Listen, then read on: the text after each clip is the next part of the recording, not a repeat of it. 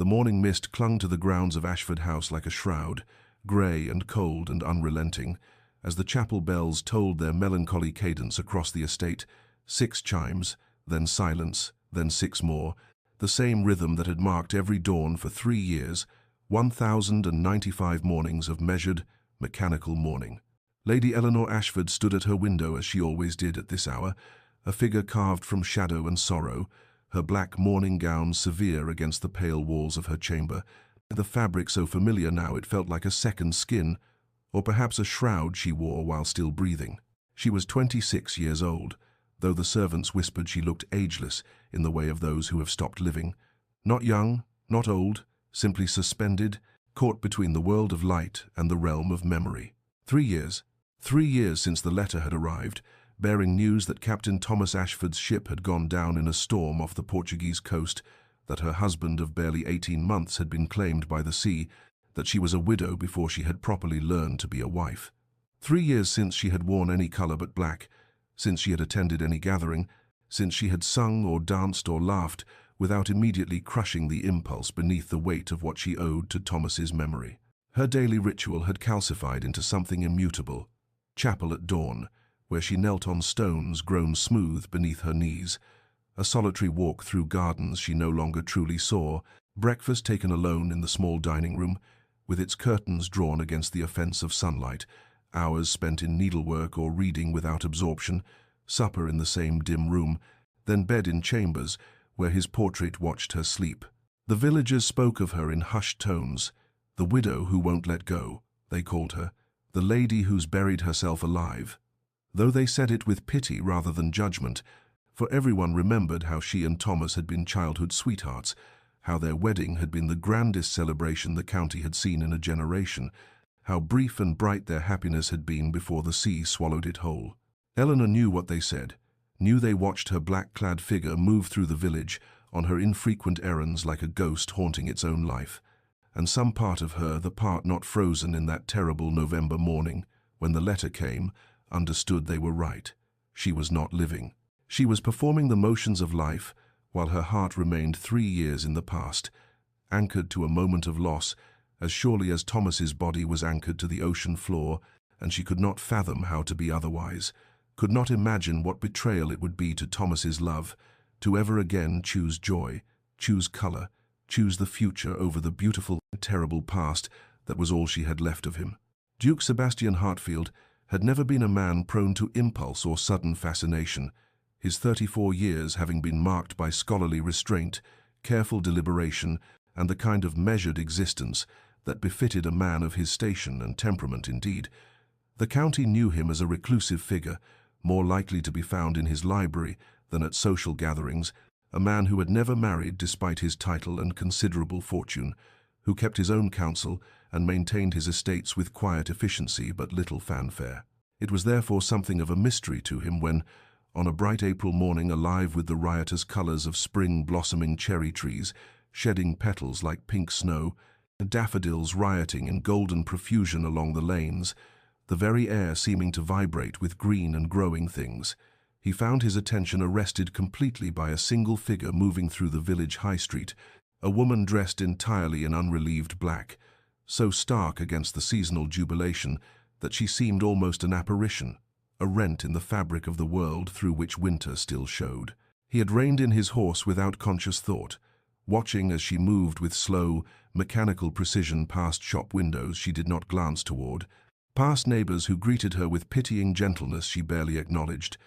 a woman moving through the world as though she walked under water, as though some great weight pressed upon her shoulders and made each step an act of will rather than ease. Sebastian found himself struck not merely by the contrast, though that was dramatic enough, this figure of mourning amid such insistent life, but by something in the way she held herself,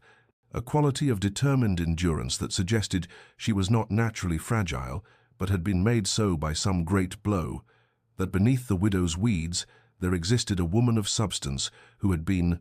through grief, reduced to shadow. He made inquiries, discreet as befitted his nature, and learned her story from the village apothecary. Lady Eleanor Ashford, widow these 3 years, her husband lost at sea, her mourning so absolute it had become a kind of imprisonment, a young woman who had simply stopped living when death claimed the man she loved. Sebastian listened to this recitation with a growing sense of something he could not quite name, not pity, precisely, though there was compassion in it, not merely curiosity, though he was intrigued, but rather a conviction that took root in his chest with startling firmness, that he could not somehow simply ride away and forget that figure in black, that woman drowning in grief while the world bloomed around her in indifferent beauty. He found reasons to return to the village over the following days, telling himself he was attending to estate business while knowing, with the part of himself that remained ruthlessly honest, that he was hoping to see her again, to understand what it was about her sorrow that called to something in his own carefully ordered heart. And on the third such visit, he watched from his horse as she disappeared through the iron gates of Ashford House, swallowed by the shadows of an estate that seemed, even from the road, and to have drawn its curtains against joy. And Sebastian Hartfield, who had never pursued anything more romantic than a rare manuscript, felt something shift within him, a decision forming without words, a certainty that his path and hers were somehow meant to cross, that he had been given, for reasons he could not articulate, the task of calling her back from whatever cold shore she walked, back to the land of the living, though he had no notion yet of how such a thing might be accomplished, only that he must try. The village bookshop was a narrow establishment wedged between the apothecary and the draper's, its windows dusty and its interior dim, with the particular gloom that comes from too many books packed into too little space, and Eleanor had not visited it in months, her reading having become as mechanical as everything else in her life. The same volumes revisited without pleasure, words passing before her eyes without penetrating the fog that surrounded her thoughts. But on this particular May afternoon, she found herself drawn there by some impulse she did not examine, some restless need to be among the smell of paper and binding that had once brought her comfort. She moved through the cramped aisles with her usual slow precision, her black skirts whispering against the shelves, her gloved fingers trailing along leather spines without truly seeing the titles, until she found herself before the poetry section and reached, with the first flicker of genuine interest she'd felt in weeks, for a slim volume bound in green cloth Wordsworth, whose lines about nature and memory had once moved her to tears in a time when she could still feel such things fully. Her hand had barely touched the spine when another hand, larger and ungloved, reached for the same book from the opposite direction, and she withdrew as though burned, stepping back with a murmured apology, her eyes downcast as was her habit, but a voice low, cultured, unexpectedly gentle, said, "Forgive me, madam, the fault is entirely mine. Please, you were here first." Eleanor looked up then, and found herself meeting the gaze of a man she recognized from village glimpses, though they had never been introduced. The Duke of Hartfield, tall and scholarly in appearance, perhaps a decade older than herself, with eyes of remarkable kindness that seemed to see more than she wished to reveal, and she felt suddenly, acutely conscious of how she must appear to him, the worn fabric of her mourning dress, now 3 years old, and showing its age despite careful maintenance, the pallor of her skin that spoke of too many hours indoors, the thinness that came from eating without appetite, the whole picture of a woman who had become a ghost. "You are too kind, Your Grace," she managed, her voice rusty from disuse in social situations, "but I have the volume at home. Please, take it." He studied her for a moment with those disconcerting eyes, then reached past her and withdrew not one book but 2 copies of the same edition, presenting one to her with a slight bow. "Then we shall both have the pleasure," he said, and there was something in his tone not pity, which she had learned to recognize and despise, but rather a quality of genuine interest, of seeing her as a person rather than a tragic figure that made her fingers close around the book he offered. They spoke briefly, formally, about Wordsworth and the Romantics, about poetry's capacity to capture what prose could not,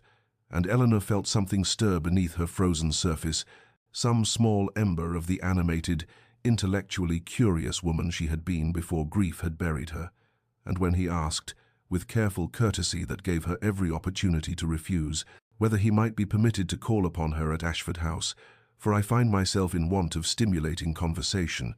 and it seems we share similar literary tastes." She hesitated for so long, he had surely prepared himself for rejection, but then heard herself say yes, A single word that felt like the first crack in ice that had held solid for 3 winters, a small breach in the fortress of her mourning through which something dangerous and bright possibility might eventually find its way in. Sebastian arrived at Ashford House on a Thursday afternoon, when the June sky hung heavy with unshed rain, the air thick and grey in that particular way that presages storm, and as his carriage rolled up the curved drive, he observed what he had suspected from village gossip, but found nevertheless unsettling to witness directly. The house itself seemed to be in mourning, its windows curtained in dark fabric that permitted no glimpse of the interior, its door wreathed not with seasonal flowers, but left bare and sombre, the whole edifice presenting a face of determined withdrawal from the world, as though the building had contracted around its mistress's grief and now reflected it in stone and shadow. Eleanor received him in the drawing-room, a space that might once have been lovely but now existed in perpetual twilight, the mirrors covered with black cloth as custom dictated, the furniture shrouded in protective covers that gave the impression of ghosts sitting in arrangement around the walls, and she poured tea with hands that trembled slightly, whether from the unaccustomed presence of a visitor or from some deeper disturbance he could not say, while making small apologies for the state of the house that he gently waved aside. They spoke of literature at first, of the Wordsworth volume that had brought them together, and Sebastian watched with careful attention as Eleanor's voice, tentative at first and thin with disuse, gradually strengthened as she discussed a particular poem's treatment of memory and loss, her observations acute and well-considered, revealing a mind that grief had dulled but not destroyed, an intelligence that isolation had dampened but left fundamentally intact. He found himself genuinely engaged, not merely playing a part or pursuing a campaign of rescue, but truly interested in her thoughts on Coleridge's use of natural imagery, on Byron's romanticism, and on the ways that poetry captured what ordinary language could not hold, and he realized that beneath the widow's weeds and the practiced grief, there existed a woman of substance and depth, whom he wished very much to know. Sebastian was careful to avoid any mention of her loss, any prodding toward topics that might cause pain, treating her instead as he would any intellectual equal with whom he wished to converse, and he noticed, though she perhaps did not, how she leaned forward slightly as she spoke, how animation briefly touched her pale features, how for moments at a time she seemed to forget the heavy black dress and the dim room, and became simply a woman engaged in ideas. The visit lasted precisely the socially acceptable duration, neither too brief to seem dismissive, nor too long to impose, and as he prepared to take his leave, he extended, with careful casualness, an invitation. "Lady Eleanor, I wonder if you might do me the honor of visiting my library at Hartfield Manor. I have recently acquired a collection of first editions that I believe would interest you, including a rather remarkable illuminated manuscript of medieval poetry." He watched her face as he spoke, saw the flicker of genuine interest warring with what he had already learned to recognize as her instinct toward refusal, toward the safety of isolation, and he added quietly, "There is no obligation, of course, but should you find yourself wishing for new reading material or simply a change of scene, please know that you would be most welcome," and left before she could formulate either acceptance or rejection, trusting that the seed had been planted, and that curiosity, that most persistent of human impulses, might eventually overcome fear. 3 weeks elapsed before Eleanor found the courage to accept Sebastian's invitation, 3 weeks during which the card he had left cream-colored, simply engraved with the direction to Hartfield Manor,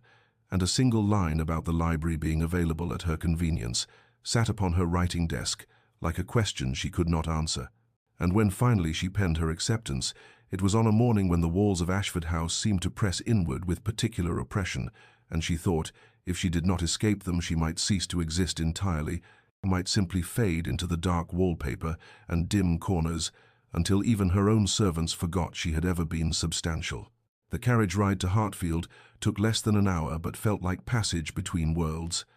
the landscape gradually brightening as she travelled, the fields more verdant, the sky somehow wider, and when the manor came into view, she felt her breath catch at the sight of it. Golden stone, glowing in the afternoon sunlight, windows uncovered and gleaming, flower beds arranged in riots of colour that seemed almost aggressive in their vitality after her years of carefully maintained gloom. Sebastian met her at the entrance himself, dismissing formality in favor of genuine welcome, and she noticed how his face brightened at her arrival, how he seemed to stand taller, how there was an eagerness beneath his careful courtesy that touched something dormant in her heart. And when he led her through the entrance hall, all light and art and beauty, she had to resist the impulse to shield her eyes. So long had she dwelt in dimness. But it was the library that undid her entirely, that breached defenses she had not known were weakening. He opened double doors of polished oak, and she stepped into a space so magnificent it seemed conjured from dreams, a two-story chamber with walls-lined floor to impossibly high ceiling, with books, thousands of them, tens of thousands, perhaps their spines creating a tapestry of colors and textures, leather and cloth, gilt and plain. And the room was flooded with light from tall windows that faced south and west, the sun streaming in to illuminate dust motes that danced in the air like tiny spirits, and there were deep chairs positioned for reading, and rolling ladders to reach the highest shelves, and small tables bearing fresh flowers, actual flowers, purple and yellow and white, and the scent of paper and leather, and something green and living, all mingled together until Eleanor felt tears spring to her eyes at the overwhelming beauty of it, at the reminder that such beauty still existed in a world that had seemed to her composed only of shadows. Sebastian said nothing, simply let her stand and absorb it, and she was grateful for his silence, for the way he moved quietly to stand near one of the windows, giving her space to experience the room without observation. Though of course he was observing, she knew this,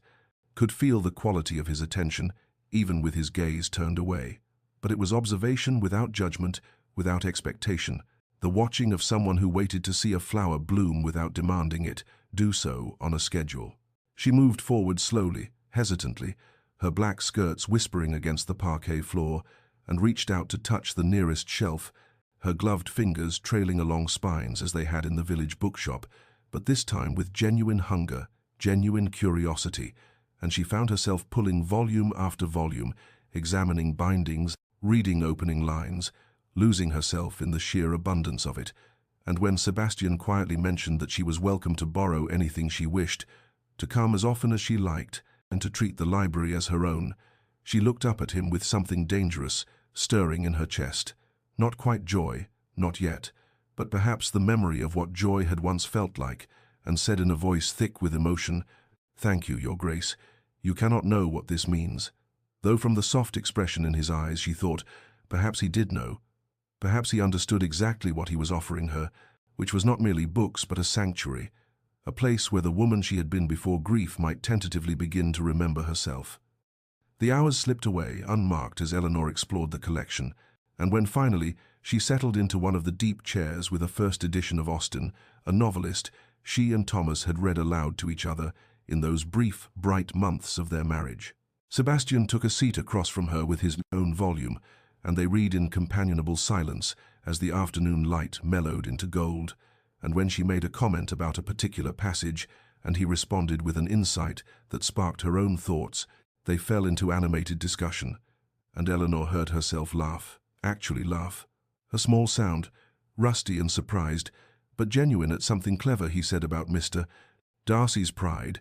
and the sound of her own laughter shocked her into silence, but Sebastian merely smiled, that gentle smile that seemed to see her and approve of what he saw, and said, "I have been hoping to hear that sound,"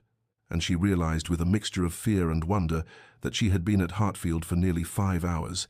that the sun was setting, that she had forgotten for stretches of time to remember her grief, and that this forgetting felt simultaneously like betrayal and like the first deep breath after years of suffocation. The pattern established itself with the gentle inevitability of seasons turning. Every Thursday afternoon Eleanor would arrive at Hartfield Manor, and every Thursday Sebastian would be waiting in his library with tea already prepared and some new volume he thought might interest her,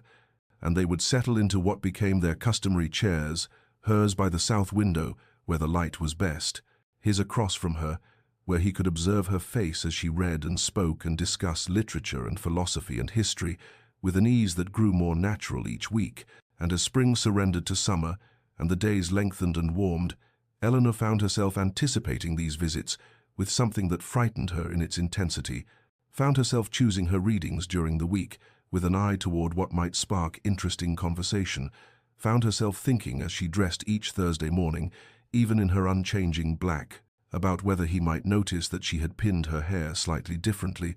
or worn the jet brooch that had been her mother's, rather than the plain mourning pin she usually favored. It was during one of these Thursday visits, as June roses bloomed beyond the library windows and filled the air with their honey-sweet scent, that Sebastian finally asked about Thomas, not with the awkward curiosity of those who wanted details to gossip over, but with genuine gentleness, real desire to understand,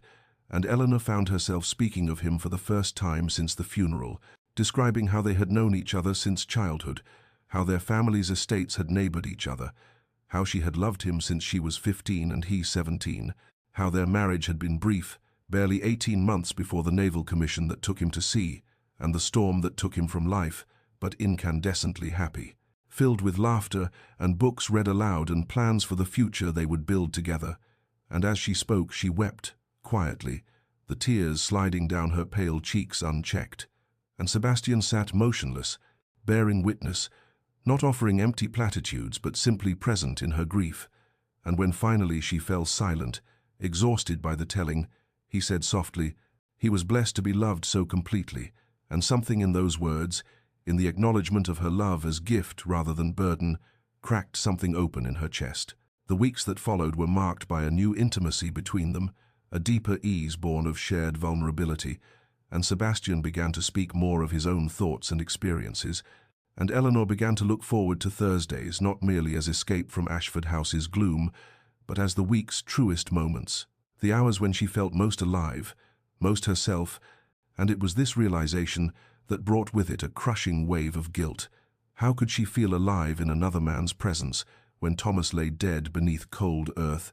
How could she anticipate Sebastian's smile and the sound of his voice, and the way he listened to her, as though her words mattered when she should be remembering only Thomas's smile, Thomas's voice, Thomas's attentive care, and one Thursday in late July, when Sebastian made some comment that struck her as particularly insightful, and she felt herself leaning forward eagerly to respond, felt something warm bloom in her chest that she recognized with horror as joy. She stood abruptly, cutting herself off mid-sentence, and said in a voice sharp with panic, I feel I betray him by experiencing any joy, Your Grace. I feel that every moment I am not actively grieving is a moment I am forgetting him, erasing him, allowing him to die a second death in my heart. And Sebastian rose also, setting aside his book, and regarded her with those steady grey eyes that seemed to see through all her carefully constructed defences, and asked quietly, would he wish you to fade away, Eleanor? Would the man who loved you want you to become a ghost, a living monument to his death, rather than a testament to the love you shared? She could not answer, could only stand trembling in the golden afternoon light streaming through the library windows, could only shake her head helplessly, and Sebastian did not push, did not demand response, merely said, it is a question worth considering, and let her depart earlier than usual. And as Eleanor's carriage carried her back to Ashford House through the summer landscape, she sat with his question burning in her mind, like a candle in darkness, illuminating corners she had kept deliberately shadowed, and she knew even as she tried to dismiss it that it would haunt her, that he had named the thing she most feared to examine, which was whether her prolonged mourning honored Thomas's memory or dishonored his love by refusing the gift of life he could no longer possess. The invitation arrived on a Thursday morning in early August, when the air hung heavy with the promise of heat, and the gardens at Ashford House drooped listlessly, despite the gardener's faithful watering. A simple card in Sebastian's precise hand, asking if Eleanor might visit Hartfield that afternoon, not for the library but for the gardens, which were, he wrote, at their peak, and which he thought she might find of interest. And though Eleanor's first instinct was to decline, the library was safe, contained, a known sanctuary, while gardens meant openness and exposure and unpredictable beauty. She found herself penning an acceptance before she could examine too closely why the thought of disappointing him caused such discomfort. She arrived in her customary black,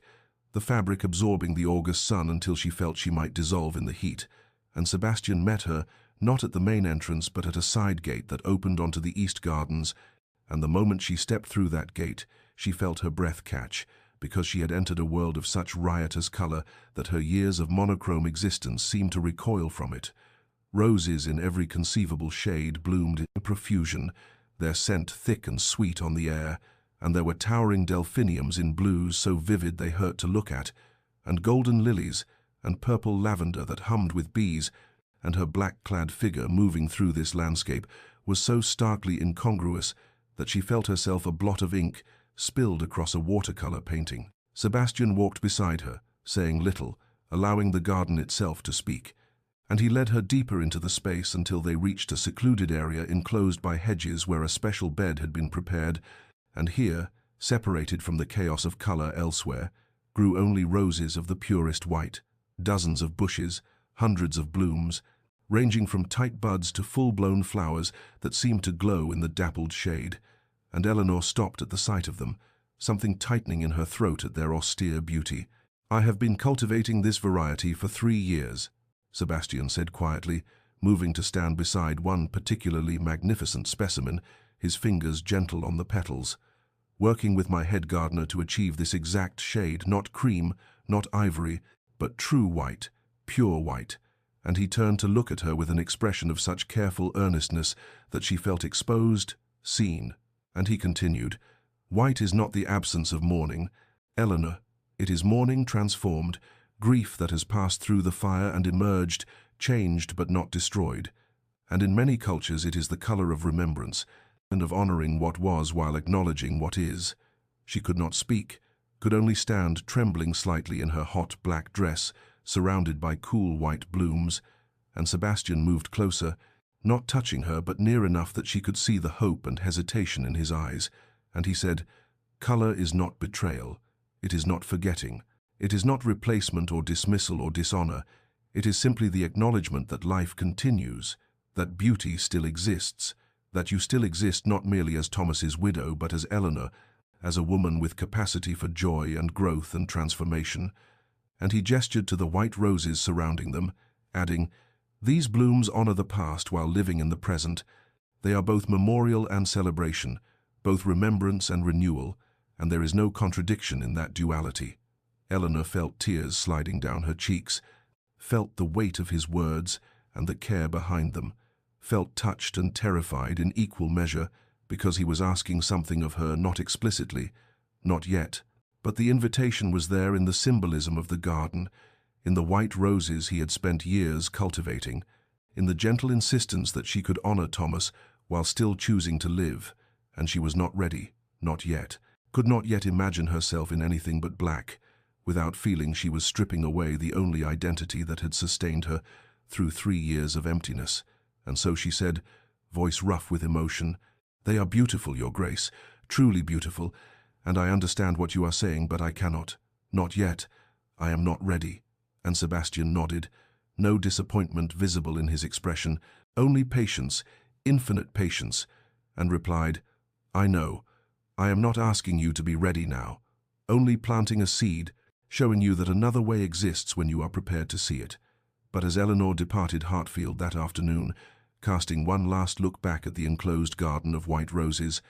she felt troubled in a way that kept her wakeful that night and many nights following, because he had shown her a vision of transformation and she could not unsee it. It could not return completely to the certainty of her mourning, and the question he had planted bloomed in her mind like those white roses, persistent and beautiful and impossible to ignore. The days following Eleanor's visit to the White Rose Garden brought a reckoning she could no longer avoid, a truth that crystallized in the sleepless hours of dark August nights when she lay in her bed at Ashford House and admitted to herself what she had been denying for weeks, that the anticipation she felt each Thursday was not merely for literature and conversation, but for Sebastian himself, for the way his eyes warmed when she entered a room, for the care with which he listened to her thoughts, as though they mattered profoundly, for the gentleness of his presence that made her feel seen and valued in ways she had not felt since Thomas's death. And this realization brought with it such crushing horror that she rose from her bed and paced her darkened chamber like a caged thing, whispering to herself, "No, no, I cannot, I must not. This is betrayal, this is replacement. This means Thomas's love was not eternal, not enough, that I am faithless and false and unworthy of the devotion I claim to feel." and the guilt that descended upon her was suffocating in its totality, a weight that pressed against her chest until she could barely draw breath. She understood with terrible clarity that she was developing feelings for Sebastian that went far beyond friendship or gratitude, that when she dressed on Thursday mornings she was thinking of him, that when she read during the week she was imagining his response to passages she found meaningful, that she had begun to care what he thought of her in ways that had nothing to do with intellectual companionship and everything to do with the treacherous stirrings of her heart, and this knowledge felt like violence against Thomas's memory, against the vows she had spoken, against the 3 years of faithful mourning that had defined her existence since his death. On the Tuesday following the garden visit, Eleanor sat at her writing desk with shaking hands and composed a formal note to Sebastian, declining any further visits, citing vague concerns about propriety and the need to attend to estate matters, her words stiff and impersonal, a retreat behind the walls of formality she had briefly allowed to crumble, and she sealed the note quickly before courage could fail her and dispatched it with a servant, and then she returned to her chamber and wept with a desolation that rivaled the early days of her widowhood, because she was losing something precious, even as she convinced herself the loss was necessary. In the weeks that followed, she returned to the strictest observance of her mourning rituals with an almost desperate fervor, as though by performing them perfectly she could atone for her emotional transgression. She attended chapel not once but twice daily, spent hours kneeling at the small altar in her private sitting room where Thomas's portrait hung, wore only her most austere black garments, without even the small vanities of the jet brooch or different arrangements of her hair, took her meals in solitude and spoke to her servants only when absolutely necessary, walked Thomas's favorite paths in the garden and forced herself to remember, to actively conjure his face and voice and touch, lest she dishonor him further by allowing those memories to fade. But the strange and terrible thing was that the memories seemed less vivid now than they had been, as though her time with Sebastian had introduced some competing current that made it harder to hear Thomas's voice clearly, and this realization only deepened her guilt and renewed her determination to withdraw completely from any contaminating influence. The village noticed her increased reclusiveness, whispered that the widow Ashford had retreated even further into her mourning, that she was becoming more ghost than woman, that it was unnatural for one so young to remain so determinedly separate from life. And Mrs. Weatherby, who kept the draper's shop, remarked to anyone who would listen that Lady Ashford had the look of someone fading, that her skin had gone translucent and her eyes hollow, that she moved through the world as though already half departed from it, and these observations were relayed back to Eleanor by her lady's maid, who worried over her mistress's declining state, but received only cold dismissal for her concern, because Eleanor had made her choice and would not be swayed from it, would not allow herself to be tempted back toward the dangerous warmth of Sebastian's friendship and whatever treacherous feelings lay beneath it. The weeks following Eleanor's withdrawal became months, as summer faded into autumn and the September rains gave way to October's crisp brilliance, and then November's grey chill, and through all this turning of seasons, Sebastian maintained a silence that was not absence, but rather a different kind of presence, a patient waiting that manifested in gestures so subtle Eleanor might have missed them had she not been attuned, despite herself, to any sign of him. The first gesture came a week after her formal note of decline, when she found on her doorstep a volume she had mentioned in passing during one of their library conversations, a collection of metaphysical poetry she had loved in her youth, and tucked between its pages was a single pressed white rose petal, and nothing more. No note, no demand, just this quiet offering that she carried to her chamber and wept over before placing it carefully on her bedside table where she could see it each morning upon waking. The gifts continued at irregular intervals, never intrusive, never demanding response. A new novel by an author they had discussed, a botanical sketch of autumn leaves rendered in exquisite detail, a volume of philosophy with a passage about transformation marked by a silk ribbon, and always there were the pressed flowers, white roses giving way to autumn's golden leaves and late-blooming asters, each one a small insistence that beauty persisted, that the world continued its cycles, regardless of her retreat from it. And Eleanor received these offerings with emotions she could not untangle, gratitude and resentment and longing all twisted together, because part of her wished he would simply let her fade in peace, while another part, a part she tried desperately to ignore, treasured each gift as evidence that she had not been forgotten, that someone in the world still saw her as worthy of consideration. With some of the books came brief notes written in Sebastian's precise hand, never personal, never pressing, but containing quotations that spoke to her condition with uncanny accuracy. A line from Marcus Aurelius about the necessity of change, a passage from Julian of Norwich about all manner of things being well, a verse from the Psalms about weeping enduring for a night, but joy coming in the morning. And Eleanor read these fragments alone in her chamber, often late at night when sleeplessness gripped her, and she would trace the words with trembling fingers and feel the careful attention behind them. The way he was speaking to her across the distance she had imposed, not arguing or pleading, but simply offering alternatives to the narrative of eternal grief she had constructed. Her internal battle intensified rather than resolved during these months of separation,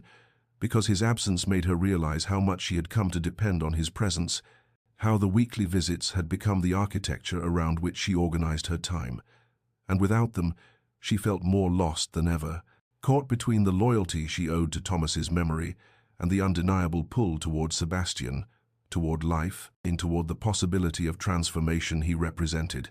And it was in this state of painful suspension that the dreams began. Fragments at first, disjointed images of Thomas that left her weeping upon waking, but then one night in late November, as the first frost silvered the gardens, she dreamed with unusual vividness that Thomas stood before her in his naval uniform, not as he had been in death, drowned, absent, irretrievable, but as he had been in life, young and vibrant and smiling, and he took her hands and said with perfect clarity, "Eleanor, my love, you were never meant to follow me into darkness.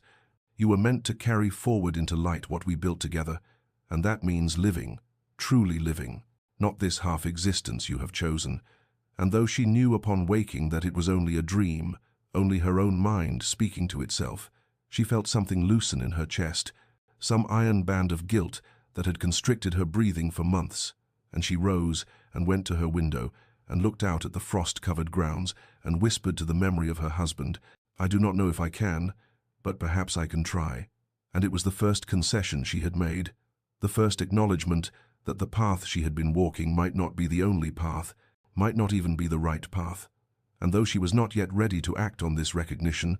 the seed Sebastian had planted in the white rose garden had finally, after months of resistance, begun to take root in the frozen soil of her heart. The storm arrived on the third week of November with a violence that seemed to tear the very fabric of the sky, dark clouds massing over the county like an invading army, and by afternoon the rain came in sheets so thick that visibility extended no more than a few yards, the wind howling around Ashford House with such ferocity that Eleanor could hear shutters rattling and tree branches scraping against windows like skeletal fingers seeking entrance, and she moved through her dim corridors with growing unease as the servants rushed to secure doors and place buckets beneath leaks that had opened in the aging roof, the house groaning under the assault as though it too were weary of standing against the elements. And then, as evening fell and the storm intensified rather than abated, young Maggie, the kitchen maid, came running to report that water was rising in the low fields, that the river had breached its banks, that the groundskeeper said the cellars would flood within hours, and perhaps the lower floors as well, and Eleanor felt a flutter of real fear because Ashford House sat in a natural depression that made it vulnerable to such flooding, and she was directing servants to move valuables to the upper floors when she heard the sound of a carriage arriving, heard urgent voices in the entrance hall, and descended to find Sebastian there, dripping rainwater onto her marble floors, his greatcoat soaked through, his face etched with concern as he spoke rapidly to her butler about the danger, about how he had ridden out personally when he realized the flooding would reach her estate, about how she must come with him immediately to Hartfield Manor, which sat on higher ground and would weather the storm safely. Eleanor's first instinct was refusal, a reflexive retreat behind the walls of propriety and self-imposed isolation. She could not possibly accept such an invitation, could not place herself under his roof, could not allow herself to be drawn back into his orbit when she had worked so hard to maintain distance. But even as she opened her mouth to decline, she saw the genuine alarm in Sebastian's eyes, heard her steward confirming that the situation was indeed dire, that the house might not be safe through the night, and she understood with sudden clarity that this was not a matter of social convention or emotional protection, but of practical survival, that she could not let pride or fear endanger herself and her household, and so she found herself nodding, accepting, instructing her senior servants to secure what they could and then seek shelter in the village, while she allowed Sebastian to lead her to his carriage, the rain immediately soaking through her black cloak as they dashed across the drive, the wind nearly tearing her from her feet before Sebastian's strong hand caught her elbow and steadied her into the vehicle. The journey to Hartfield Manor was brief but harrowing, the carriage rocking in the wind, rain drumming on the roof like artillery fire, and Eleanor sat across from Sebastian in the dim interior, acutely aware of his presence, of the impropriety of their situation, of the way circumstances had demolished in moments the careful distance she had maintained for months. And when they finally arrived and he handed her down into the sheltered courtyard, when the great doors of Hartfield opened and warm light spilled out to meet them, she felt her resistance crumbling, like the riverbanks that had given way to the flood, felt herself being swept into something she could no longer control. And as Sebastian's housekeeper led her to a suite of rooms prepared with extraordinary swiftness,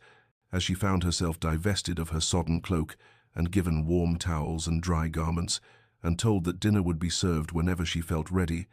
Eleanor stood alone in the firelit chamber and understood that the storm outside had merely given permission to the storm that had been building within her for months, that she had been brought here not just by wind and rain, but by forces far more powerful, by the relentless current of life itself, insisting that she could not remain forever on the shore, and that Sebastian's arrival at her door in the tempest had been not an intrusion, but a rescue, and perhaps she had needed rescuing all along. The storm raged through that night and into the next day and the day after that, 3 days during which Eleanor found herself suspended in a strange intimacy she had not anticipated, stranded at Hartfield Manor,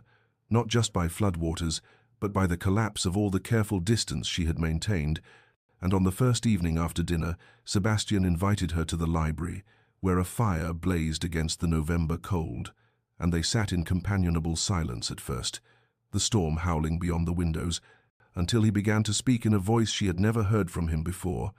quiet and tinged with an old sorrow that made her look up from her book and truly see him, perhaps for the first time, not as her patient would-be savior, but as a man who carried his own wounds, his own darkness, and he told her about his sister, Catherine, younger by 4 years, brilliant and beautiful and full of laughter, who had died at 19 of a fever that came sudden and merciless,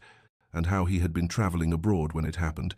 how he had returned to find her already buried, how the guilt of his absence had carved something hollow in his chest that nothing could fill. "I wore black in my heart for years," Sebastian said, staring into the flames, his profile etched in sharp relief by the firelight. "Though I continued to move through society, to manage my estates, to do all the things expected of a duke, but I was not truly present, Eleanor. I was performing the motions of life, while the essential part of me remained locked in that moment when I stood at her grave and understood I would never hear her voice again, never see her smile, never have the chance to tell her I was sorry for not being there when she needed me most." Eleanor felt tears rising, not just for his loss but for the recognition of her own pattern reflected in his words, and when he turned to look at her, his eyes were luminous with unshed emotion, and he continued, "It was my steward, an elderly man who had known me since birth, who finally said to me, 'Your Grace, Lady Catherine would not wish to see you thus. She who loved life so fiercely would be heartbroken to know you had stopped living in her name.' And though I was angry at first, though I dismissed his words as presumptuous, they worked in me like a splinter I could not extract, and gradually I came to understand that my prolonged mourning was not honoring Catherine, but rather betraying everything she had stood for, that the truest tribute I could offer her memory was not to join her in death but to live fully, to carry forward the joy and wonder she had embodied, to allow her love to coexist alongside new loves, new experiences, new chapters of a life she would have wanted me to embrace." He paused, reached across the small space between their chairs, and for the first time touched her hand, his fingers warm and solid against her cold ones, and Eleanor felt something break open inside her, all the tears she had held frozen for 3 years suddenly thawing and flowing, and she wept as she had not wept, even at Thomas's funeral. great shuddering sobs that shook her entire frame, and Sebastian moved to kneel before her chair, holding both her hands now, not speaking, just present, just witnessing her grief without trying to fix it or stop it or rush it toward resolution. And in that moment, Eleanor understood that this was what she had needed all along,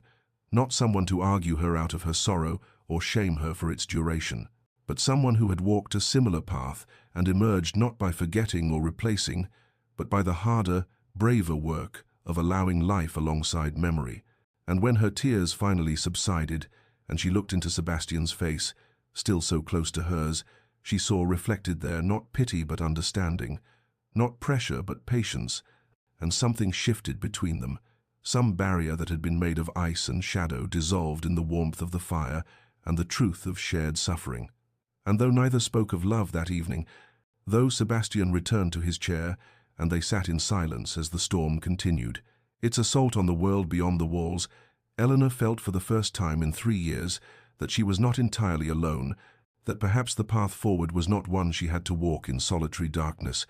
and that the hand Sebastian had offered was not asking her to abandon Thomas, but rather to honor him by choosing to continue the journey of living. The weather broke on the 4th morning, pale sunlight filtering through tattered clouds that raced eastward as though fleeing the scene of devastation. And when Sebastian's steward brought word that the roads were passable and the floodwaters receding,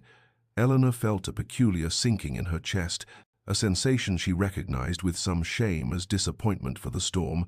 had created a suspension of ordinary rules, a pocket outside of time where she and Sebastian had existed in an intimacy that her return to Ashford House would shatter. And as she prepared to depart, as the housekeeper helped her into her black cloak now cleaned and dried, she moved slowly as though through deep water, reluctant to break the surface into the cold air of normal life. Sebastian accompanied her in the carriage, propriety demanding he see her safely home, and they rode in weighted silence, the landscape passing outside the windows ravaged by the storm, trees stripped of their remaining leaves, fields muddy and littered with debris, fences collapsed. And Eleanor thought how the external destruction mirrored something internal, how the 3 days at Hartfield had torn down structures within her that she had believed permanent, and she did not know whether to be grateful or terrified. When they arrived at Ashford House, the damage was evident but not catastrophic. The lower floors had indeed flooded, watermarks staining the walls, rugs ruined, furniture warped, but the structure stood, and her servants were already at work with mops and buckets, and Sebastian insisted on surveying the damage with her steward before he would consider leaving, walking through the sodden rooms with a practical concern that touched Eleanor, even as it made her acutely aware that soon he would go, would return to Hartfield, would leave her alone in this damaged house, and the prospect felt suddenly unbearable. Their parting in the entrance hall was formal, observed by servants. But when Sebastian took her hand in farewell, his grip lingered, his eyes searching her face with an intensity that made her breath catch, and he said quietly, "You need not be alone in this, Eleanor, in the repairs. Please allow me to send workers to assist." But they both knew he meant something far broader than flood damage, and she nodded because she could not trust her voice. And then he was gone, the sound of his carriage fading down the drive, and Eleanor stood in her ruined entrance hall and felt the walls of Ashford House close around her, like a tomb she had willingly sealed herself within, felt the familiar darkness descend, except now it was no longer familiar, now it was oppressive, suffocating, wrong. That evening she walked through the upper floors, where the damage had not reached, through rooms she had kept shrouded and dim for 3 years, and on impulse she went to her chamber and pulled the Holland cover from the mirror that stood in the corner, the mirror she had not looked into properly since Thomas's death, and in the lamplight she saw herself clearly for perhaps the first time in all those long months. And what she saw horrified her, not because she was ugly but because she looked dead, her face pale as candle wax, her eyes enormous and haunted in their hollows, her black dress hanging on a frame grown thin, her hair severely pulled back, and she looked like a woman who had drowned, who had gone down into dark water and never surfaced, and the realization struck her with the force of physical blow. Asterisk, I am no longer living. I am haunting my own life, asterisk, and she understood that Thomas had died 3 years ago, but she had chosen to die with him, had chosen to become a ghost, drifting through empty rooms, and Sebastian's patient presence. These past months had not been an intrusion, but a hand extended from the world of the living to the realm of shadows, where she had taken up residence, an invitation to return, to choose breath over suspension. And standing there before her reflection in the damaged house, water-stained and storm-ravaged, Eleanor felt for the first time the terrible possibility that she could continue this half-death indefinitely, that she could waste every remaining year given to her, that she could let grief consume not just her past but her future. And the question that rose unbidden was the one Sebastian had asked months ago in his library. Asterisk, would Thomas wish this? Asterisk, and she knew with crushing certainty that he would not. That the man she had loved with such devotion had been full of life and laughter, and would be heartbroken to see what she had made of herself in his name, and the decision that had been forming through 3 days of storm and confession and breaking walls began to crystallize into something solid, something real, though she did not yet know what shape it would take or how long the transformation would require, only that she could not continue as she had been, that something essential had shifted and could not be shifted back, and that Sebastian had somehow become necessary to whatever came next, and the recognition of her need for him was both frightening and strangely, tentatively liberating. Winter descended upon the countryside with unusual severity that year, frost claiming the landscape in early December and refusing to release it. Bare trees etched stark against skies the color of pewter, and Eleanor moved through the cold rooms of Ashford House, feeling the season's chill settling into her very bones. Yet something had changed in her movements, a new awareness in the way she paused before windows or caught her own reflection in the mirrors she had uncovered, as though she were observing herself from outside, seeing what Sebastian must see, what Thomas would see if he could look upon her now, and the vision troubled her. When the invitation arrived from Hartfield Manor in mid-December, an elegantly scripted card inviting her to the Duke's annual Christmas gathering, Eleanor held it in trembling hands and felt panic rise in her throat, the thought of a crowded drawing room, of polite society's scrutiny, of being on display in her widow's weeds while others wore festive colors, was more than she could contemplate, and she penned a careful refusal, regretting that she could not attend, citing the continued repairs at Ashford House as her excuse, though they both would know it for the evasion it was. Sebastian's response came 2 days later, not a rebuke but another invitation, simpler, more intimate. Would she consider joining him for Christmas Eve dinner, just the two of them, no crowds, no expectations, merely two friends sharing a meal on a holy night when no one should be alone? Eleanor read the letter 3 times, her heart performing strange acrobatics in her chest, and she thought of refusing this as well, of maintaining the safety of distance. But the memory of those 3 storm-bound days haunted her, the warmth of his library and his confession, and the feeling of being truly seen by another human soul. And before she could retreat into fear, she wrote her acceptance, her hand shaking as she sealed the envelope. The days that followed were marked by a peculiar anxiety Eleanor had not experienced since her girlhood, a nervous anticipation that made her restless and strange to herself, and on an impulse she could not fully explain. She summoned the dressmaker from the village, a widow herself who had always been kind, and when the woman arrived, Eleanor asked her to bring samples of fabric, something suitable for a widow in her 4th year of mourning, something that might be, and here her voice faltered, something that might be grey, perhaps, or lavender, the colours of half-mourning that she had never permitted herself to consider. The dressmaker's eyes widened, but she asked no questions, returning the next day with bolts of fabric in shades Eleanor had not worn since Thomas's death. Dove grey, soft as cloud, charcoal threaded with silver, a pale lavender that reminded her of twilight, and Eleanor touched them with fingers that trembled, feeling the textures, imagining herself in something other than unrelieved black, and she ordered 3 yards of the grey, the darkest shade, the smallest possible step, though even as she did so, her heart hammered with what felt absurdly like guilt, like betrayal, like a door opening that she had kept nailed shut. But when the fabric arrived and lay across her bed like captured stormlight, Eleanor found she could not bring herself to have it made up, could not quite take that final step, and so it remained untouched while Christmas Eve approached, and she told herself it did not matter, that Sebastian would not judge her for appearing still in black, that the fabric had been merely an experiment, a thought she need not act upon, though she found herself going to her chamber repeatedly just to look at it, to touch it, to imagine. Christmas Eve arrived clear and bitterly cold, the kind of crystalline winter night when stars seemed close enough to touch, and breath froze in the air like visible ghosts, and Eleanor stood before her mirror in the black silk gown. She had chosen the grey fabric still lay untouched in its wrapping, a promise she could not yet keep, and told herself that Sebastian would understand, that he had never asked her to be anything other than what she was. Yet, as her carriage carried her through the frozen landscape toward Hartfield Manor, she felt the weight of her mourning dress like chains, like a prison she had built so carefully around herself that she no longer knew how to find the door. Hartfield blazed with light against the darkness, every window golden and welcoming, and when Sebastian met her at the entrance, his face lit with such unguarded warmth that Eleanor felt something twist painfully in her chest, and he took her cloak with his own hands, a breach of protocol that would have scandalized in any other context, and said simply, "You came," as though her presence were a gift beyond price, and she saw in his eyes no judgment of her black dress,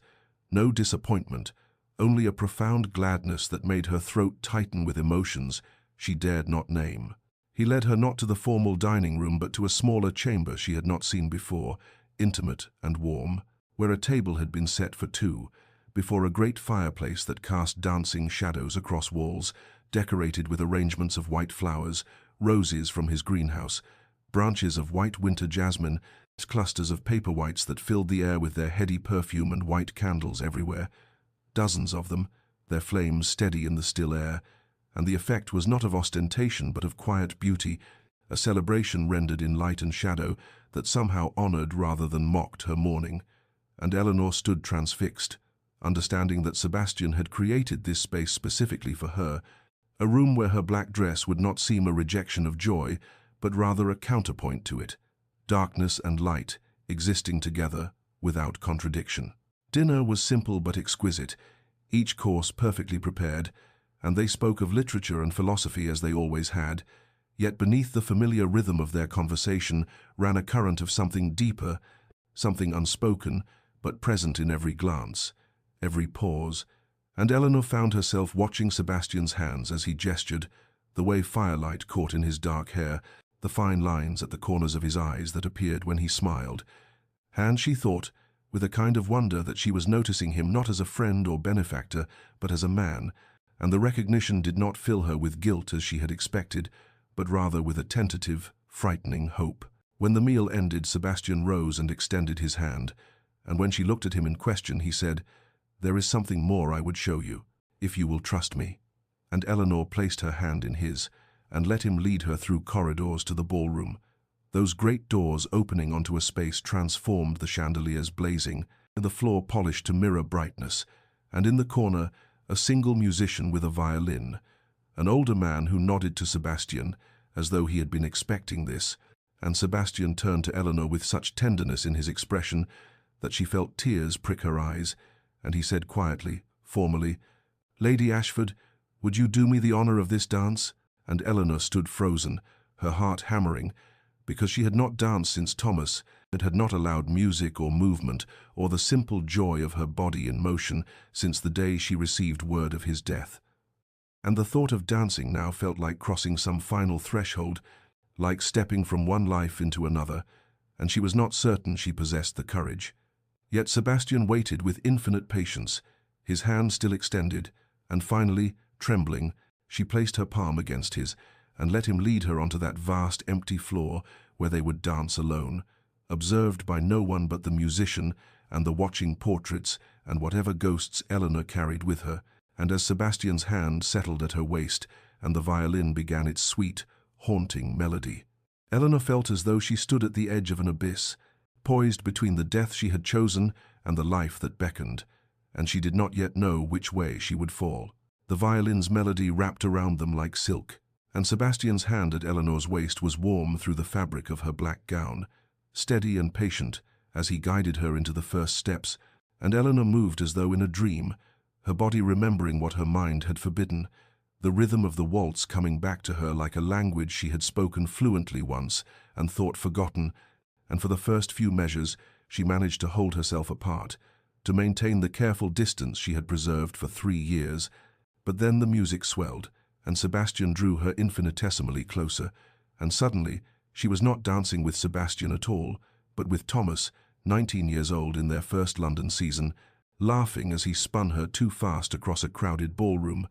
and then Thomas on their wedding day, holding her as though she were made of spun glass and infinite value, and Thomas in their drawing room late one night, when he had come home on leave, and they had danced without music, simply for the joy of being in each other's arms, and the memories crashed over Eleanor like a wave, threatening to pull her under, and she stumbled, her breath catching on what might have been a sob, and she tried to pull away because she could not do this, could not hold these memories and this present moment in the same heart. But Sebastian's arms tightened just enough to steady her without constraining her, and he said quietly, his voice barely audible above the violin, "Eleanor, breathe, just breathe with me." And she realized he was matching his breath to the rhythm of the music, slow and deep and measured, and without thinking she began to mirror him. Inhale on 1, 2, 3, exhale on 1, 2, 3, and the panic receded enough that she could continue moving. And Sebastian said, still in that low, steady voice that somehow anchored her, "You can hold both. Eleanor, the past and the present. You do not have to choose between remembering him and living now. The heart is vast enough for all of it." And something in those words pierced through the terror, and Eleanor found herself looking up into Sebastian's face, really looking at him, seeing the tenderness there and the longing and something deeper, something like reverence, and she understood in that moment that he was not asking her to forget Thomas or replace him or pretend those years had not existed. He was simply asking her to make room for something new alongside what had been, to expand rather than replace, and the distinction mattered more than she could articulate. They continued to dance, the ballroom vast and empty around them, only the musician in his corner and the candlelight casting their joined shadow long across the polished floor, and gradually Eleanor felt something loosening in her chest, some knot of grief and guilt that had pulled so tight she had forgotten it was there, and she realized she was crying, tears sliding silently down her cheeks, but she did not stop dancing, did not pull away, and Sebastian said nothing about her tears, simply continued to guide her through the steps with infinite gentleness, and the dance became something other than mere movement, became a conversation without words, became a kind of healing. And when the violin finally drew out its last lingering note, and they stood still in the center of that golden space, Eleanor was breathless not from exertion, but from the magnitude of what had shifted inside her, and they remained there, his hand still at her waist, hers still on his shoulder, standing so close she could feel the warmth radiating from his body, could see the pulse beating at his throat, and the longing that rose in her then was so intense it frightened her. Not guilt now, but pure desire to close the small distance between them, to feel his lips on hers, to choose life and warmth and this man who had waited with such patience, and she saw the same longing mirrored in Sebastian's eyes, saw him lean toward her almost imperceptibly. But then he stopped, drew back slightly, and said with visible effort, "I should return you to the drawing room." And Eleanor understood that he was giving her time, not pushing, leaving the choice always with her, and she loved him for it even as she ached with wanting, and she nodded, not trusting her voice, and he stepped back and offered his arm with perfect formality, as though they had not just stood on the knife's edge of transformation, as though her world had not just tilted on its axis, and they walked together through the quiet corridors of Hartfield Manor. And Eleanor knew with absolute certainty that everything had changed, that the woman who had entered this house in mourning black was not the same woman who would leave it, and she was terrified and exhilarated and alive in a way she had not been for 3 long years, and when Sebastian handed her into her carriage at evening's end, and their fingers touched in farewell, Eleanor felt the spark of it travel up her arm and lodge somewhere in the vicinity of her heart, and she carried it home like a candle flame cupped carefully in her palms, precious and fragile and full of light. January arrived with cruel cold and crystalline skies, the world locked in frost. Yet something had shifted in Eleanor, something fundamental and irrevocable, and on the first day of the new year, she rose before dawn and walked through Ashford House, opening curtains she had kept drawn for 3 years, letting pale winter light flood rooms that had lived in perpetual twilight, and the brightness hurt her eyes, but she did not turn away.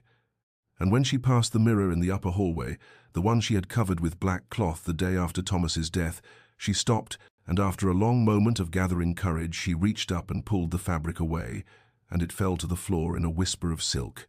And Eleanor stood facing her own reflection for the first time in years, when really looking, and what she saw shocked her. Not the young bride Thomas had left behind, but a woman aged by grief, hollow-cheeked and pale, her dark hair still beautiful but her eyes haunted, and she thought with sudden clarity that Thomas would not recognize this ghost, would be horrified to see what she had made of herself in his memory, and the realization did not bring guilt but rather a strange, fierce determination, and she thought, I am 26 years old, and I have been dead for 3 years, and it is time to learn to live again. The grey dress lay in her wardrobe, where she had left it weeks ago, and Eleanor lifted it out with trembling hands, the fabric soft and unfamiliar after so long in unrelieved black, and she dressed slowly, fastening each button as though performing some sacred ritual. And when she looked at herself again, the woman in the mirror seemed less ghostly, the grey somehow bringing colour back to her skin, a hint of the roses that had once bloomed in her cheeks. And it was not black, but neither was it the full spectrum of colour. It was compromise. It was transition. It was a first tentative step toward a world she had renounced, and Eleanor wore it down to breakfast where Mrs. Hartwell, her housekeeper, stopped dead in the doorway and pressed one hand to her mouth, tears springing to her eyes, and said, "Oh, my lady." And Eleanor understood that her household had been mourning not Thomas but her, grieving the living ghost she had become. She walked to the village that afternoon, and heads turned as she passed, whispers following in her wake like wind through grass, and Eleanor held her head high though her heart hammered with anxiety, and she made her way through the churchyard to Thomas's grave, that simple stone marker she had visited weekly for 3 years, and she knelt there in the frozen grass, her grey skirts spreading around her like smoke, and she spoke aloud for the first time, not in her head but with her voice, and she said, "Thomas, I do not know if you can hear me, if some part of you exists beyond this stone, but I need to say this. I loved you. I love you still, and you were my first love and my greatest joy, and I will carry you with me always. But I cannot carry only you. I cannot make my whole life a monument to your death, and I hope you would not want me to." And she wept then, not the bitter tears of the past 3 years, but something cleaner, something that felt like release, and when she rose she felt lighter, as though she had set down a burden she had not known she was carrying, and she whispered, "Goodbye, my love, not forever but for now." And she walked home through the winter afternoon, and sat at her writing desk, and drew out paper and pen and wrote, "Your Grace, I would very much like to see you, if you are willing to receive me. Yours, Eleanor Ashford." And she sealed it, and sent it before she could lose her courage, and that night she dreamed of dancing, not with Thomas but with Sebastian, and when she woke her face was wet with tears, but her heart, for the first time in 3 years, felt something that might have been hope. Sebastian's reply came within hours, a simple note that read, "Come today, if you are able. I am always willing." And Eleanor arrived at Hartfield Manor that afternoon, when winter light slanted cold and golden through bare trees, and she stood at the entrance in her grey dress, feeling more exposed than she had ever felt in concealing black. And when Sebastian opened the door himself, rather than waiting for his butler, she saw his eyes travel over her, taking in the grey fabric, the small defiant declaration of change, and something blazed in his face, joy, relief, hope. But he said nothing of it, simply bowed and said, "Eleanor, you are most welcome," and led her not to the library where they had spent so many hours, but to a smaller, more intimate drawing room, where a fire burned bright against the January cold, and he offered her tea, which she accepted, though her hands trembled slightly as she took the cup, and for a long moment they sat in silence that was not uncomfortable but weighted with everything unspoken, and finally Eleanor set down her cup and said, her voice steady despite her racing heart, "I wanted to thank you, Your Grace, Sebastian, for your patience, for your kindness, for not turning away when I vanished for all those months." And Sebastian leaned forward, his grey eyes intent on hers, and said, "You needed time. There is no fault in that." And Eleanor shook her head and continued, "I needed more than time. I needed to find my way back to myself, or perhaps to find a new self, one that could hold both grief and joy. And I am not," she paused, searching for words, I am not yet whole. I do not know if I will ever be whole in the way I was before Thomas died, but I am no longer broken, or at least not broken beyond repair." And her voice caught on the last words, but she did not look away from Sebastian's gaze. And he rose then, and crossed to where she sat, and knelt before her chair so that his eyes were level with hers. And he took both her hands in his touch warm and solid and real, and he said with quiet intensity, "Eleanor, I have waited, and I will continue to wait as long as you need. There is no hurry and no pressure. I would rather have your friendship for a lifetime than rush you into anything you are not ready for." And Eleanor felt tears prick her eyes, because his generosity was almost more than she could bear. And then Sebastian drew a breath and said, and she could hear the vulnerability in his voice, the risk he was taking, "But I need you to know something, and I will say it only once, and then never again unless you wish to hear it. I love you, Eleanor, not as some damaged thing to be pitied or repaired, not as a replacement for anything or anyone, but as yourself, as the woman you are now with all your scars and strength and complexity. I love the way you think and the way you see the world. I love your loyalty and your courage, and if you can never return that love, I will accept it, but I needed you to know it exists." And Eleanor sat frozen, her hands clasped in his, and she felt the truth of his words settle into her bones, felt the absoluteness of his regard, and what she experienced then was not the panic she might have expected, but rather a deep, aching tenderness, and she thought of the months he had waited, the gentleness with which he had guided her back toward life, never pushing, always offering, and she realized that she did love him, perhaps not with the uncomplicated passion she had felt for Thomas at 19, but with something deeper, something earned through patience and built on genuine understanding. And she said, her voice barely above a whisper, "I need more time, Sebastian, not because I do not care for you, but because I want to come to you freely, without guilt, without reservation, and I am not quite there yet." And Sebastian's face showed no disappointment, only acceptance, and he lifted her hands and pressed his lips to her knuckles, a gesture of such old-fashioned courtliness that it made her heart ache. And he said,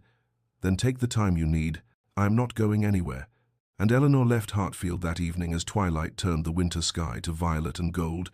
and she carried with her the words, "I love you," and they glowed inside her chest like embers, warming her against the cold. 3 months passed, and winter yielded to spring, and Eleanor emerged from her cocoon of grief like something being slowly, painfully born into a world she had renounced. And the transformation was neither swift nor simple, but rather a series of small, deliberate choices that accumulated into something larger than their parts. And the first choice was color, not the sudden embrace of scarlet or gold, but the gradual introduction of lavender, pale gray that was almost silver, dove-colored silk that whispered against her skin like a promise.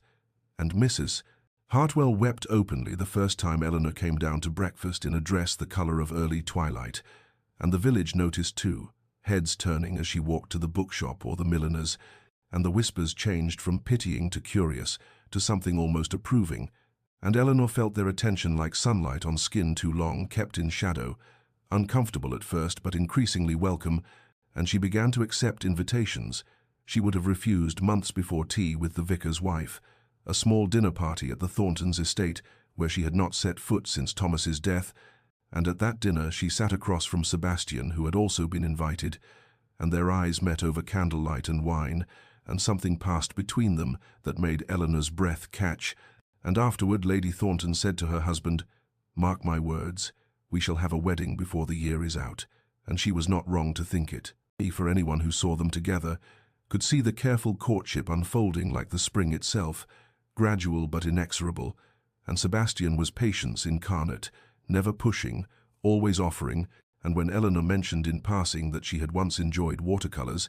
he gifted her an entire set of paints and fine paper, and when she expressed concern about the orphanage in the village, he invited her to join him in administering a charitable trust, and suddenly they were partners in something larger than themselves, meeting twice weekly to review applications and distribute funds, and the work gave Eleanor purpose beyond her own grief, reminded her that the world continued to turn and that she might yet have a place in it, and the community watched this partnership with knowing eyes, saw how Sebastian's hand would linger on Eleanor's when he helped her into her carriage, how her face would light with genuine pleasure when he entered a room, and spring deepened into April and then May. And one morning Eleanor woke to birdsong and walked to her wardrobe and stood there looking at the progression of dresses, black at one end, then grey, then lavender, then the pale blue she had commissioned last week but had not yet dared to wear, and she thought of Sebastian's words, "I love you as yourself, not as some damaged thing to be repaired." And she thought of the white roses he had shown her in his garden a year ago, white for mourning transformed, and she took down the blue dress and put it on, and it was the colour of forget-me-nots, the colour of clear sky, and when she looked in the mirror, she saw not a ghost but a woman, still scarred but no longer broken, still carrying grief but no longer consumed by it, and she went down to breakfast with her heart beating hard and fast, and Mrs. Hartwell saw the dress and smiled through tears, and Eleanor said, "I think I am ready," and Mrs. Hartwell understood, though Eleanor had not specified ready for what, and that afternoon Eleanor walked in her garden among the spring flowers, waiting, because somehow she knew that Sebastian would come, that he had been waiting for some sign that she had reached the other side of her long winter, and she was not wrong, for as the afternoon sun slanted golden through the trees, she saw his figure at the garden gate, and he was carrying white roses, and Eleanor's breath stopped in her throat, and she thought, "Yes, now, finally, I am ready." The morning arrived gilt-edged and perfect. May in its full glory, 3 years and 3 months to the day since Thomas had been lost to the sea, and Eleanor woke with the certainty that this was the day something would change, must change, had already begun changing the moment she had seen Sebastian at her garden gate the previous afternoon, and she dressed with trembling fingers in the pale blue gown, the colour of forget-me-nots and clear skies and hope, and she went down to the garden, where spring had exploded in a riot of colour she was finally able to see, truly see, without guilt shadowing every blossom, and she was standing among the roses when she heard the gate, and she turned to find Sebastian there in the morning light, formal in his dark coat, and he was carrying white roses, a dozen of them, the variety he had cultivated, the ones he had shown her a year ago when she had still been drowning, and Eleanor's heart began to beat so hard she thought it might crack her ribs. And Sebastian walked toward her slowly, his grey eyes never leaving her face, and when he reached her he said, "You are wearing blue," and his voice was rough with emotion, and Eleanor nodded, unable to speak. And Sebastian said, "Eleanor, I came here today with a question, but first I need to tell you what I see when I look at you. I see a woman of extraordinary courage, who loved deeply enough to grieve deeply, who honored her vows even beyond death, but who has found the strength to choose life again. And that strength, that choice, is perhaps the bravest thing I have ever witnessed." And Eleanor felt tears begin to slip down her cheeks, and Sebastian set down the roses carefully on the garden bench, and then, to her shock and wonder, he lowered himself to one knee there among the flowers, and he took her hand in both of his, and he said, "Eleanor Ashford, I am asking you to marry me, but I am asking you for more than that. I am asking you to choose life fully, to step out of the shadows and into the sun, to believe that you deserve happiness, and that accepting it is not betrayal, but rather the highest form of honoring what you have lost." And Eleanor could barely breathe, her hand trembling in his, and Sebastian reached into his coat and withdrew not a ring but a length of fabric, white silk that caught the morning light and seemed to glow, and he said, "I am asking you to wear white for me, Eleanor, not to erase your past. Your past is part of you, and I would never ask you to deny it, but to embrace your future, our future, to let white be what I told you it could be.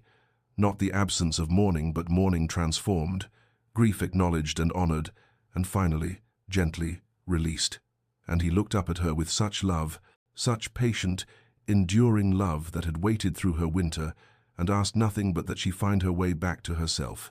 And Eleanor felt something break open inside her chest, the last frozen chamber of her heart thawing at last, and she thought of Thomas, and she felt no guilt, only gratitude for what they had shared, and a quiet certainty that he would want this for her, he would want her to live. And she drew Sebastian to his feet and said, her voice breaking but clear,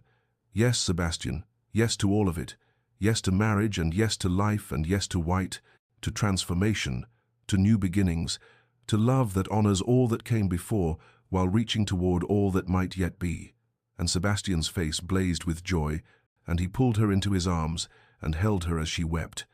Tears that were grief and relief and hope all mingled together, and when she finally pulled back, he lifted the white silk and draped it over her shoulders like a blessing, and Eleanor looked down at the white against her blue dress and thought, "I am no longer a ghost, I am a woman, alive and loved, and ready at last to step fully into the light."